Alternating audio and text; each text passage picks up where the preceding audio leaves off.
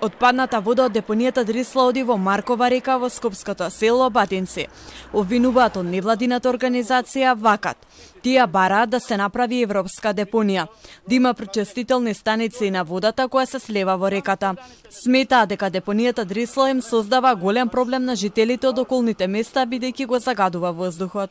Од Маркова река е најстрашно што се поливаат бавчи, се поливаат овоштарници, ме разбира што е. Јас сум убеден дека таа вода е канцерогена, дека не сме луѓето од градот Скопје јадат марула, патлиџан, пиперка од Рачево, од Батинци. Например, Батинци има најголеми плантажи на цреши, вишни, големи плантажи има. Се полива од Маркова река, а во Маркова река оди оваа отпадна вода. Министерот за животна средина Изет Меджитиќа прегледа интегрираната дозвола која има јавното претпријатие Дрисла. Тој ветува дека ќе има почист воздух и почиста животна средина. Вели дека тоа може да се реши со комплекс мерки кои ќе ги преземат во блиска иднина.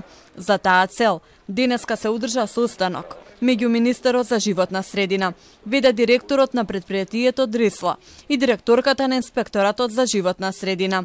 Едно од решенијата е набавка на нова печка, затоа што на таа сега што имаат не може да се постават филтри.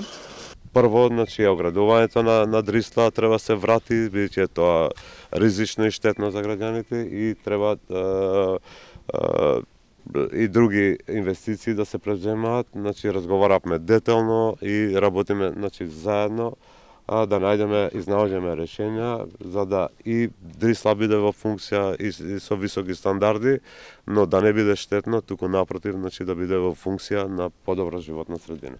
Во планот за јавни набавки, пред се што кажа министерот, ние изготвување на ограда, изработка на прочистителна станица, тоа не е исто приоритет, и изготвување на техничка спецификација за набавка на инсинератор, за уништување на медицински отпад.